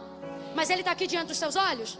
Você tem muito mais facilidade em crer naquilo que você vê do que crer naquilo que você não vê. Então tem coisas que você acha que não existe só porque ainda não estão diante dos seus. E Camila, quem traz a minha fé? Não, a palavra. Porque a palavra, ela atrai como um imã. E a minha fé é o imã que faz colar em mim aquilo que eu quero trazer. Quando uma palavra se manifesta numa casa, igual está fazendo hoje aqui, ela é a mesma palavra para todos, mas sejamos honestos, todos recebem? Todos recebem? Mas todos têm fé. Camila, como é que você sabe? Porque estão aqui até agora. E algo te move e é maior do que eu. É Deus, é a fé. E por que mesmo tendo fé, às vezes não está sobre mim? Porque você tem fé para dizer que crê, mas não toma posse da palavra que já foi liberada. E o que manifesta o milagre não é apenas ter a consciência da fé, mas é ter a consciência da palavra. Camila, agora mesmo que eu não entendi nada, mas é agora que você vai entender. Fé não tem a ver com o que eu sinto, fé tem a ver com o que eu sei. Quando eu creio no que creio, profetizo o que profetizo, ministro o que ministro e falo o que falo, mediante o poder da palavra, a minha fé reage à palavra e a palavra reage à minha fé. Deus trouxe você hoje aqui para dizer: não importa como você está se sentindo, traga sobre a tua vida a palavra que está sendo liberada, e ela vai ser o suficiente. Olha para quem está ao seu lado e diga: você, seja profeta, cure alguém agora e diga: você, aponte o dedo de profeta, diga: você está debaixo de uma palavra, de uma palavra, de uma palavra, uma palavra. Aqui tem palavra, essa casa tem palavra, a palavra de Deus está sobre você. As pessoas não vêm. Você sabia que tem gente que não vem a culto como esse? Pode ficar de pé, estamos encerrando. Tem gente que não vem a culto como esses porque diz assim: eu não estava me sentindo bem. Elas pensam que elas precisam sentir para estar. Você sabia que tem gente às vezes em cultos como esse que analisa tudo o que está sendo falado e não consegue expressar uma gratidão e adoração a Deus, não conseguem dizer aleluia, nem glória a Deus, porque eles dizem assim: se eu sentir, eu dou glória. Há outros que já saem carregados do poder de Deus. Sabe por quê? Porque enquanto tem gente que diz assim, ó, eu dou glória se eu sentir, há outros que dizem, eu dou glória até sentir, porque eu não posso sair daqui sem sentir. E o que faz sentir? Parece redundante, mas é real. O que me faz sentir não é necessariamente o que eu sinto. O que me fará sentir é o hábito de conhecer o que eu sei. Quando eu sei, eu pego o que eu sei e sobreponho ao que eu... Crente só fica de pé, só tem uma fé genuína se ele conseguir pegar o que ele sabe e sobrepuser ao que ele sente. Ó, Jó faz aproximadamente 70 perguntas para Deus. Todas elas são baseadas no que ele sente. Ele se sente muito mal. O nível de depressão da vida de Jó, só um psicólogo clínico vai poder dar o perfil exato. Esse homem teve úlceras que, segundo o relato, lhe atravessavam a pele, tocando até os ossos. Olha a profundidade da epiderme, como foi atingida. Ele não perdeu a mãe hoje, o irmão hoje e o filho daqui. Não, ele perdeu todos os filhos no mesmo dia, de uma única vez. Perdeu também a estabilidade da sua casa, perdeu as suas finanças, o seu prestígio. Ele perdeu absolutamente tudo que alguém poderia perder. Tanto que prova igual a Jó ninguém nunca mais passou, porque ele foi príncipe de justiça e de obediência. Agora olha isso, ele vai tirar um tempo para falar do que sente, porque é importante colocar para fora o que sente. Ele começa a falar do que sente, mas quanto mais ele fala do que sente, por sentir-se mal, ele ficava pior. à medida que ele falava. E ele ia falando, e Deus não falava nada. Alguém diz assim: Jó não murmurou contra Deus, mas na própria vida ele falou coisas terríveis. Ele disse assim, por exemplo: quisera que eu fosse um aborto no ventre da minha mãe, quisera que eu nunca tivesse visto a luz do dia, seria mais feliz a terra se eu não tivesse nascido. Coisa de gente que fala no auge da dor. Enquanto ele fala o que sente, ele só sente dor. Enquanto ele fala o que sente, ele só sente depressão. Enquanto ele só fala o que sente, ele fica caído. Enquanto ele só fala o que sente, suas úlceras gritam. Enquanto ele fala o que sente, seu corpo reage à sua dor. Mas em dado momento, depois de se esvaziar daquilo que sente, ele começa a se lembrar daquilo que sabe. E agora Deus se prepara para responder ele. Presta atenção: Deus não falou com Jó enquanto ele disse o que sentia, mas verso 38, capítulo 38, Deus fala com Jó na hora que ele libera o que sabe. O que é que você sente, dó? Estou sentindo dor, estou sentindo tristeza, estou sentindo depressão, estou me sentindo injustiçado, estou me sentindo o pior de todos os homens. Silêncio no céu. Deus não fala nada, mas daqui a pouco ele levanta do joelho e ele diz: mas eu bem sei, eu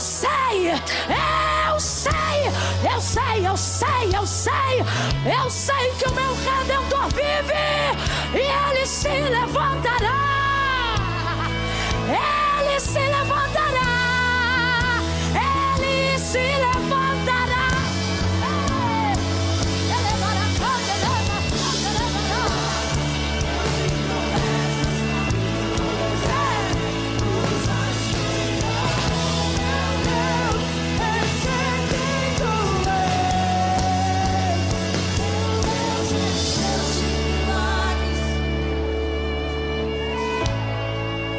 Gente, eu não estou dizendo que Deus não se importa em como você se sente. Deus, ele é tão cuidadoso com o que a gente sente, que João vai usar um vocábulo que, traduzido na nossa gramática, chama-se tal. Chama-se o quê? Palavra para aferir o que não pode ser medido. E Deus amou o mundo de... Então ele sente ou não sente? Se importa com o que a gente sente ou não se importa? Mas ele não reage ao que a gente sente imediatamente. O que ele reage imediatamente? Ele reage à sua palavra. Ei, eu não sei quanto tempo você está orando por uma resposta, mas quanto mais você orar o que sente, pode ser que a resposta protele.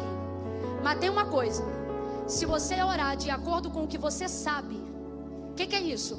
Dá uma segurada no que você sente e começa a profetizar em oração o que você...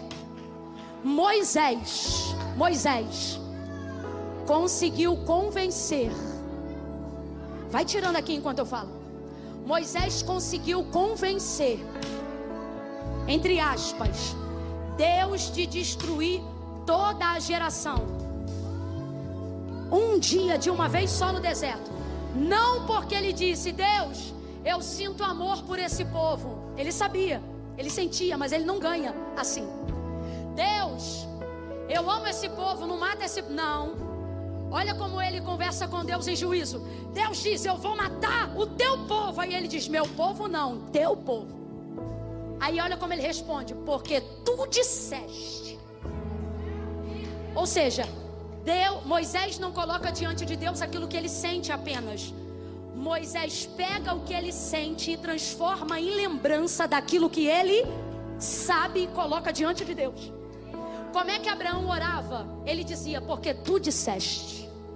Como é que Moisés orava? Porque tu disseste. O problema é que a gente dobra o joelho e só quer falar do que sente. Deus está dizendo: isso que você sente dentro de você combina com o que na palavra? Combina com tal palavra. Então ore esta palavra de acordo com o que você sente, mas não dizendo o que você sente, dizendo o que a palavra diz sobre isso que você sente. Quem está entendendo, diga amém. Segura só um pouquinho, eu estou encerrando. Ezequiel capítulo 37. E levou-me em visão para o meio de um vale que estava cheio de ossos, e os ossos estavam sequíssimos. Como é que estavam os ossos, Lagoinha de Teresópolis? E me disse: filho do homem, poderão viver esses ossos? E Ezequiel respondeu na visão: Senhor Deus Jeová, tu sabes. Olha o que ele está dizendo: eu não vou falar do que eu não sei. Olha isso, Ezequiel, sabe se eles vão viver? Eu não sei sobre isso, mas sei sobre o Senhor. Tu sabes. Rapaz, quando ele ouve isso, Deus diz assim: então profetiza. Calma. Então profetiza. E Ezequiel começou a profetizar? Não. Ezequiel ficou esperando a palavra, porque ele não sabia o que dizer. Então ele esperou saber o que Deus queria falar para ele repetir. Você acha que profeta é quem traz grande revelação?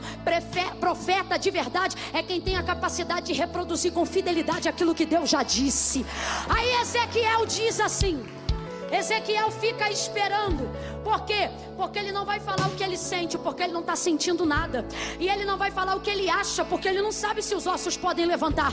Mas ele conhece Deus e espera Deus. Aí Deus diz assim: filho do homem, profetiza assim e diga: assim diz o Senhor. Aí ele dizia: assim diz o Senhor. Aí Deus dizia: ossos secos. Aí ele dizia: ossos secos. E Deus dizia: ouvi a palavra do Senhor. E ele dizia: ouvi a palavra do Senhor. Aí Deus dizia: diga assim, Ezequiel: vento dos quatro cantos. Aí Ezequiel dizia: vento dos quatro cantos, diga-lhe ao Espírito: ossos secos, tenham vida, tenham vida.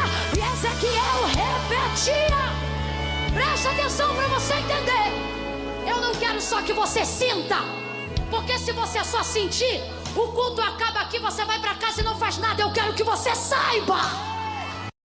Ouça isso. Ezequiel está sentindo o que pelo vale? Nada. Filho do homem, poderão viver? Não sei, tu sabes. Qual é o sentimento de Ezequiel pelo vale antes de Deus profetizar? Nenhum. A mão do Senhor tomou, levou ele, deixou ele lá. Ele não sabe de nada.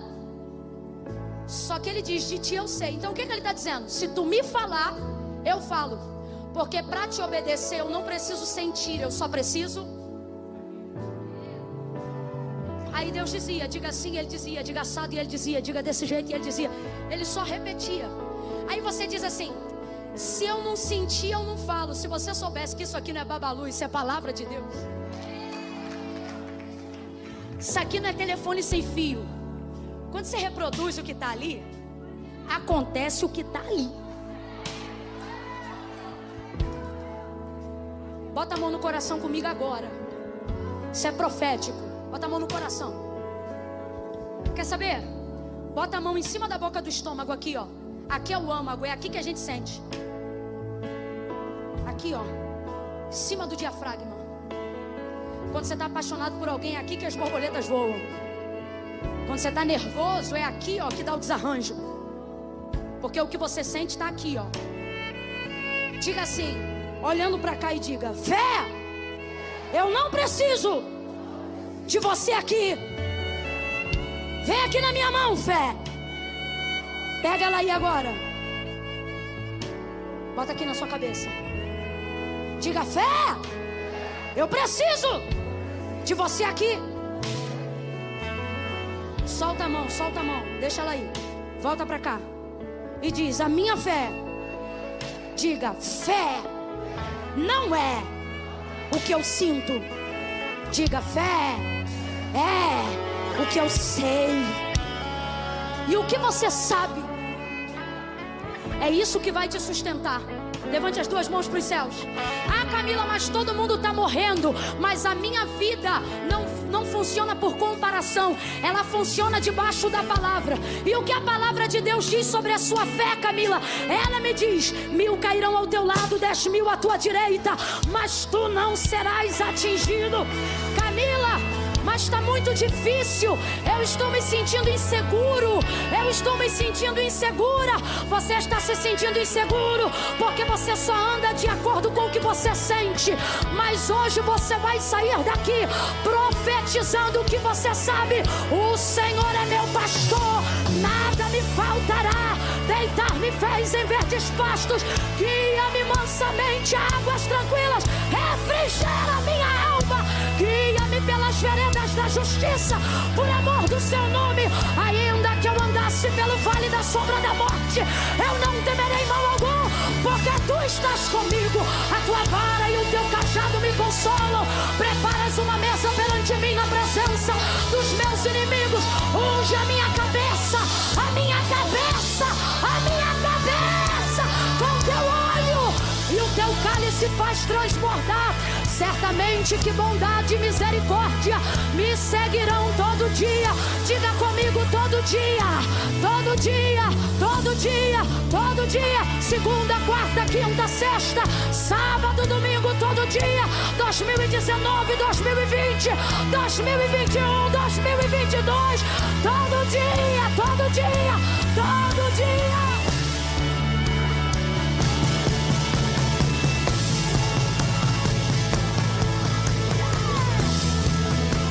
Está trabalhando, meu Deus está trabalhando. Ele faz mesmo quando eu não vejo. Ele faz mesmo quando eu não sinto. Meu Deus está trabalhando. Meu Deus está. De novo, Ele faz mesmo quando eu não vejo. Ele faz mesmo quando eu não sinto. Meu Deus está trabalhando, meu Deus está trabalhando. Ele faz mesmo quando eu não vejo. Ele faz mesmo quando mas eu sei. Meu Deus está trabalhando. Rompa com o cansaço agora e louve isso. Ele faz mesmo quando eu não vejo. Ele faz mesmo quando eu não sinto. Meu Deus está trabalhando. Meu Deus está trabalhando. Ele faz mesmo quando eu não vejo. Ele faz mesmo quando eu não sinto. Meu Deus está trabalhando.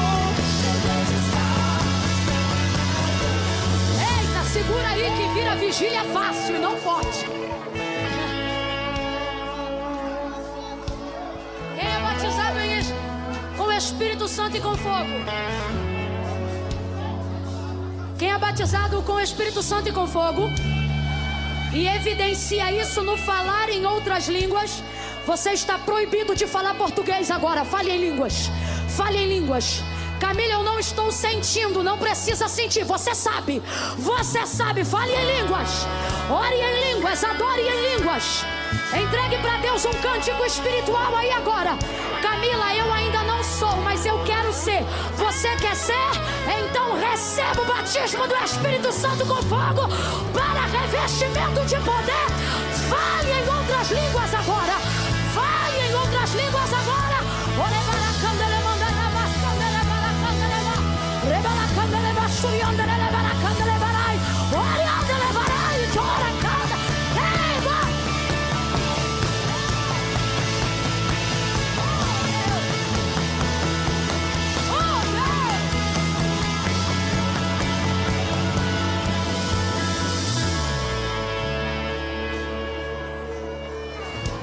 Escute isso.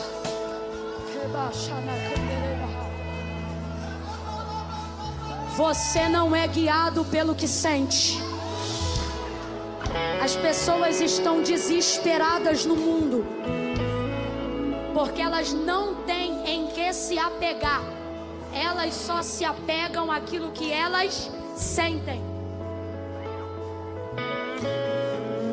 Porque nós estamos de pé e precisamos colocar outras pessoas de pé através da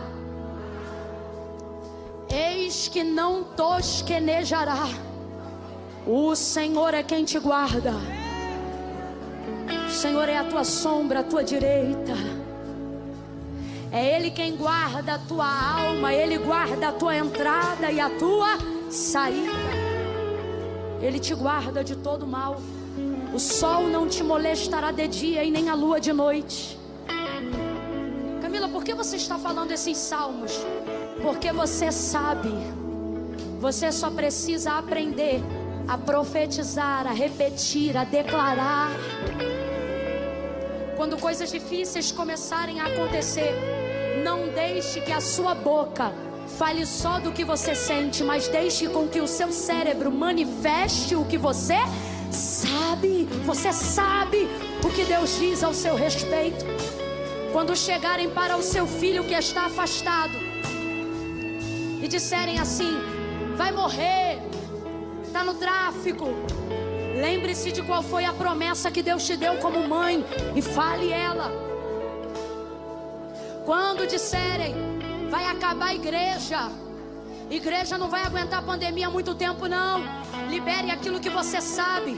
Quando passar de carro na porta da igreja, levante a sua mão e reproduza a palavra que Ele liberou para Filadélfia, a palavra que Ele liberou usando Pedro como exemplo. Tu és Pedro e sobre esta rocha eu